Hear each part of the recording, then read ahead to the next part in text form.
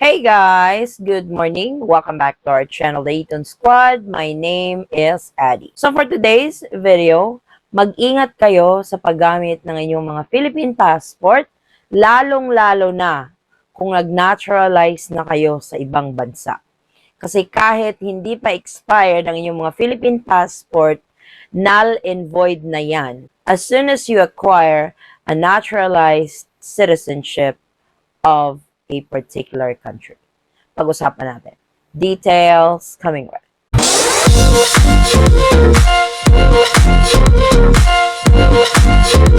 So may mga related videos na din tayo na na-upload sa scenario ni Kabayan. Nakakauwi lang ng Pilipinas noong February 8. Siya ay isang US citizen, naturalized US citizen. Hindi siya dual citizen, pero ginamit niya yung kanyang Philippine passport. Kasi sabi daw ng gate agent, dapat yung Philippine passport yung gagamitin mo. Before we start with this scenario, this may serve as a warning sa mga former Filipino na kapag nag-naturalize na kayo, yung mga Philippine passport ninyo is null and void. Hindi na siya valid. Invalid na siya kasi may bago ka ng citizenship, give up mo na yung pagiging Filipino citizen mo. In order for you to get a new Philippine passport again is through dual citizenship application. So sana naging malinaw tayo doon kasi may mga ibang kababayan tayo na magna-naturalize just for the heck of it. Siguro gaya-gaya sa mga trend, ganyan na, oh, I'm a US citizen, pero hindi nila alam kung ano yung mga pinasok nila. Just to be a US citizen, ganun na. I don't know if it has something to do with bragging rights and stuff, but if you change your status, particularly your citizenship, dapat alam mo din yung mga responsibilidad na dapat mong alamin at yung mga dokumentong dapat mong hindi na pwede gamitin when you are a naturalized citizen. Hindi ko sinasabi na wala na yung Philippine passport mo. Yung Philippine passport mo may serve as a proof that you were a former Filipino. At pwede mong ma-avail yung balikbayan program sa Pilipinas. So yun na lang talaga ang magiging papel ng Philippine passport mo kapag nag-naturalize ka na. Never use it to travel kahit hindi pa siya expired kapag nag-naturalized citizen ka na. So, eto yung naging scenario ni Kabayan. Hello, I need some advice. I arrived in the Philippines on February 8 using my Philippine passport and plan to return to the US around May. When I travel back and use my US passport, will I be questioned about the absence of an entry stamp? Kasi nga, hindi niya ginamit yung US passport niya. Philippine passport lang yung pinagamit niya papuntang Pilipinas, went through the immigration, at yung Philippine passport lang yung na-stamp sa kanya. Wala yung US passport niya. Pero, naturalized siya, hindi siya dual citizen. Later on, sasabihin niya hindi siya dual.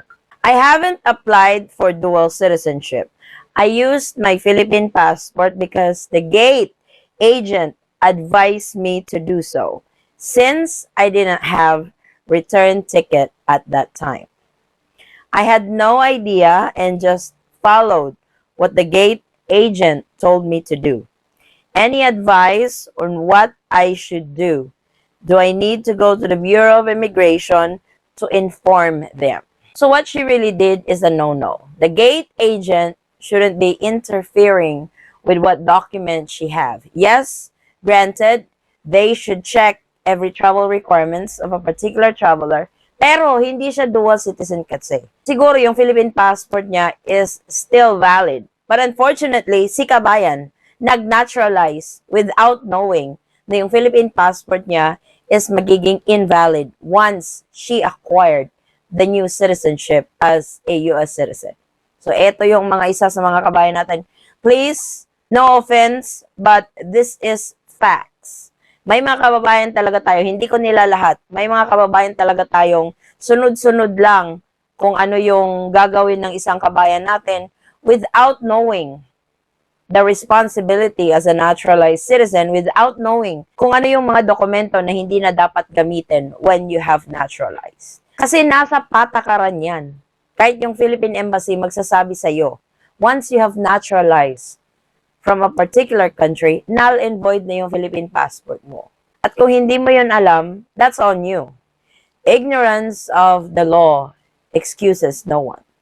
So, dapat alam mo yon kapag nag-change status ka abroad, you should know what entails to be such a naturalized citizen of a particular country. So, medyo mabigat itong problema ni Kabayan kasi gumamit siya ng invalid document. Kasi naturalized US citizen, ginamit niya yung Philippine passport niya. May kasalanan yung gate agent kasi in-insist niya na gagamitin yung Philippine passport. Mas lalong may kasalanan si Kabayan kasi hinayaan niyang gamitin yung Philippine passport niya na hindi na yun valid. Traveling on an invalid document is a very serious offense. So I don't really know what she's gonna do with it. So this may serve as a warning sa mga former Filipino, please. Huwag niyong gagamitin ang Philippine passport niyo to travel to the Philippines as your document to go through immigration and stuff. You should only use your Philippine passport as your identification to prove that you were a former Filipino. Kasi medyo harsh ito, wala ka ng karapatang gamitin yan kasi hindi ka na Filipino. Enable for you to get a new Philippine passport, kailangan mong mag-apply ng dual citizenship. Yun at yun yung patakaran, Kabayan. Yun at yun yung law.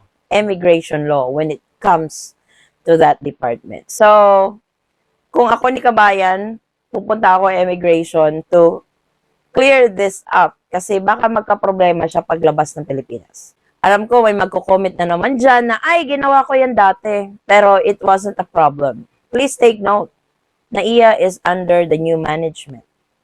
Medyo strict sila ngayon.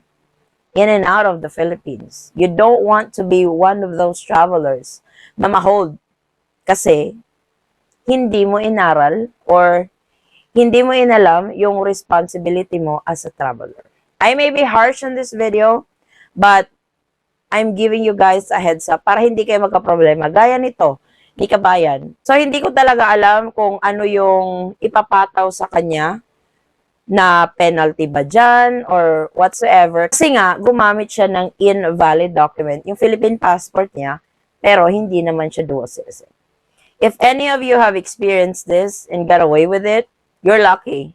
But please don't use your Philippine passport to travel when you are a naturalized citizen of a particular country. Use it as your identification as proof that you were a former Filipino, but never use it to went through immigration at ma-stamp during your arrival sa Pilipinas. So sana maging aral ito, Kabayan, lalong-lalo na sa ating mga kababayang former Filipino na hindi pa alam ang patakarang ito. Lalong-lalo na doon sa mga nag-naturalize lang. Please, before you apply for any change of status abroad na maging naturalized, alamin nyo din kung ano yung responsibilidad nyo as a naturalized citizen at ano yung patakaran kung nawala na yung pagiging Filipino citizenship ninyo. Kasi medyo mabigat ito. I just don't know. Like I said, I just don't know what the penalty she's going through kapag nalaman ito. She may get away with it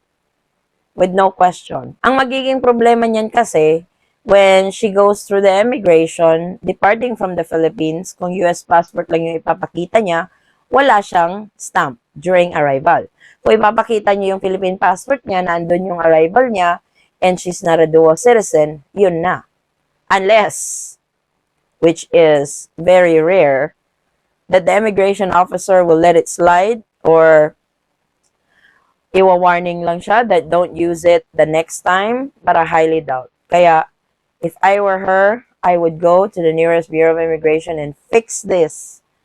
At just be honest, na it's a mistake on her part for using an invalid Philippine passport.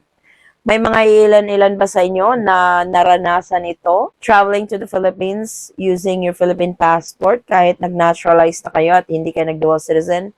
Kung nakalusot kayo for the first time, please wag nyo nang gawin ulit kasi baka mahuli na talaga kayo at hindi natin alam yung penalties na ipapataw sa inyo when using an invalid document. That's a very serious offense. So good luck kay kabayan and hopefully this may serve as a lesson for her kung kailan at hindi kailan dapat gamitin ang Philippine passport at ang iyong foreign passport. So this is the latest. Thank you guys so much for watching. Kung kayo man po ay may mga katanungan, maaari lang pong mag-comment sa video ito at sasagutin po natin yan sa abot ng ating makakaya. Muli kabayan, ako'y nagpapasalamat at nawayin yung biyaheng papuntang Pilipinas man or paalis ay maging smooth, hassle-free at stress-free. Magkita-kita po tayo sa ating susunod na travel update. Stay safe, stay healthy, and God bless everyone.